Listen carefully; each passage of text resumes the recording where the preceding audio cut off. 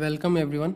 In today's video, we will be diving into an important socio-political movement, one that continues to shape modern Indian political and social thought, named the Self-Respect Movement. We will discuss its origin, significance, major events, and its continued relevance in contemporary times. नमस्कार दोस्तों, आज की video में हम एक महत्वपूर्ण सामाजिक राजनीतिक आंदोलन के बारे में जानेंगे, जिसने आधुनिक भारतीय राजनीतिक और सामाजिक विचारधारा को आकार दिया है। आत्मसम्मान आंदोलन। हम इसके उद्यम, महत्व, प्रमुख घटनाओं और समकालीन समय में इसकी प्रासंगिकता पर चर्चा करेंगे। चलिए शुरुआत करते हैं। Let's first dive into the emergence of the self-respect movement. The self-respect movement began in the early 20th century in Tamil Nadu. Its primary objective was to dismantle oppressive caste hierarchies and promote rational thinking, gender equality, and social justice. This movement, led by Periyar E.V. Ramaswamy, was aimed particularly at the non-Brahmin community seeking to empower marginalized sections of the society. आत्मसम्मान आंदोलन 20वीं शताब्दी की शुरुआत में तमिलनाडु में शुरू हुआ। इसका मुख्य उद्देश्य जातिगत उत्पीड़न को समाप्त करना और तर्कसंगत सोच, लैंगिक समानता और सामाजिक न्याय को बढ़ावा देना था। यह आंदोलन विशेष रूप से गैर ब्राह्मण समुदाय को सशक्त बनाने के लिए था और इसके नेता पेरियार ईवी रामास्वामी थे। Now let's explore how the movement progressed and impacted society at large. Let's watch the major landmarks of the self-respect movement. This movement saw several major milestones that left a lasting impact. Three critical events are often highlighted. The first one is the rise of C.N. Annadurai. The second one is the founding of Dravida Munnetra Kazhagam DMK party. And the third one is the breakaway from the Indian National Congress along with the efforts of Periyar. These milestones marked a political and social shift in Tamil Nadu. आंदोलन के दौरान कुछ प्रमुख मील के पत्थर देखे गए जिन्होंने समाज पर स्थायी प्रभाव डाला। तीन महत्वपूर्ण घटनाएं अक्सर सामने आती हैं: C.N. अन्नादुराई का उदय, द्रविड़ मुन्नेत्र कड़गम पार्टी की स्थापना और भारतीय राष्ट्रीय कांग्रेस से अलग होना, जिसमें पेरियार का महत्वपूर्ण योगदान था। ये मील के पत्थर तमिलनाडु में एक राजनीतिक और सामाजिक परिवर्तन का प्रतीक थे। Let's now understand the core principles that shaped the self-respect movement.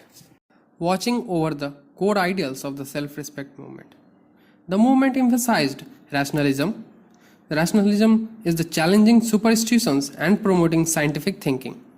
Women's rights, advocating for women's education, property rights, and the abolition of practices like child marriage. And the third one is the caste abolition, striving to eradicate the caste system and create a more egalitarian society. Periyar's ideas were revolutionary for the time, even promoting intercaste marriages and advocating for equal rights for women, which were groundbreaking steps.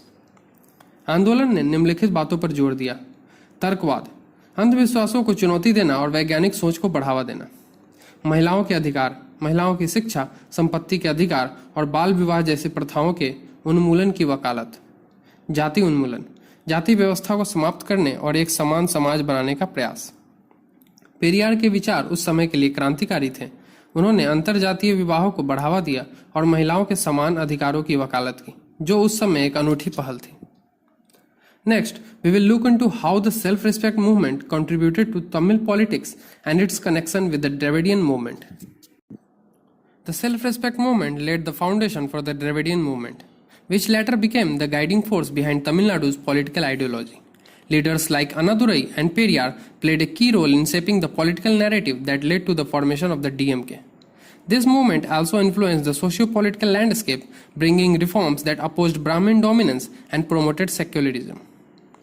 आत्मसम्मान आंदोलन ने द्रविड़ आंदोलन की नींव रखी, जो बाद में तमिलनाडु की राजनीतिक विचारधारा का मार्गदर्शक बन गया। अन्नादुराई और पेरियार जैसे नेताओं ने राजनीतिक कथा को आकार देने में महत्वपूर्ण भूमिका निभाई, जिससे डीएमके के गठन का मार्ग प्रशस्त हुआ। इस आंदोलन ने सामाजिक राजनीतिक परिदृश्य को भी प्रभावित किया, ब्राह्मण वर्चस्व का विरोध किया और धर्मनिरपेक्षता को बढ़ावा दिया। As we move forward, let's talk how the movement adapted and evolved in the post-independence era. In the post-independence era, the self-respect movement continued to challenge existing social norms. New reforms emerged, such as the push for women's rights, abortion rights, and the critique of religious texts that perpetuated caste and gender oppression. These actions showed that the movement had adapted to the evolving social political landscape, yet its core values remains intact. स्वतंत्रता के बाद युग में आत्मसम्मान आंदोलन ने मौजूदा सामाजिक मानदंडों को चुनौती देना जारी रखा। नए सुधार सामने तो आए, जैसे महिलाओं के अधिकारों की, गर्भपात के अधिकारों की और जाति और लैंगिक उत्पीड़न को कायम रखने वाले धार्मिक ग्रंथों की आलोचना।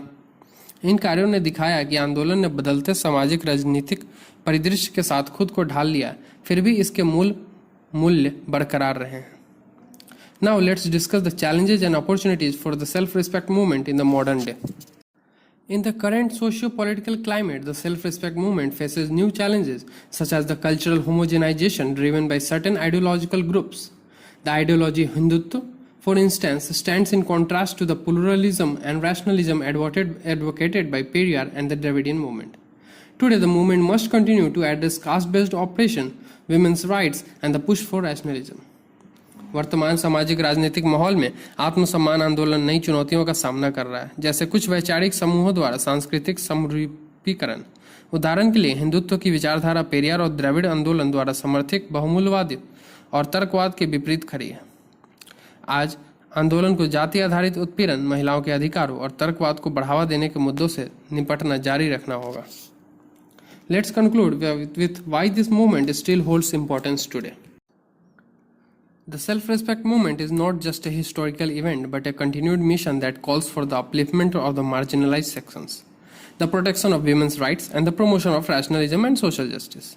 It's crucial that today's generations remains aware of the principles as they still resonate in our society's fight against inequality and discrimination.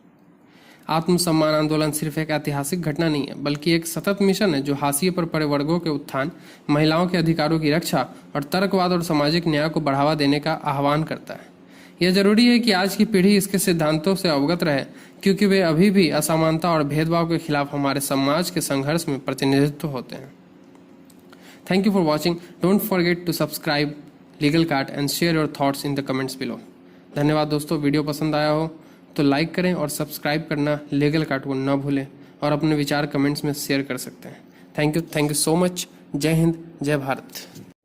If you found this video informative, please like, share and subscribe to Legal Card for more in-depth legal analysis. Till then, thank you so much.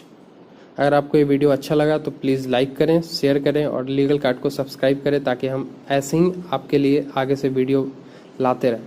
तब तक के लिए शुक्रिया।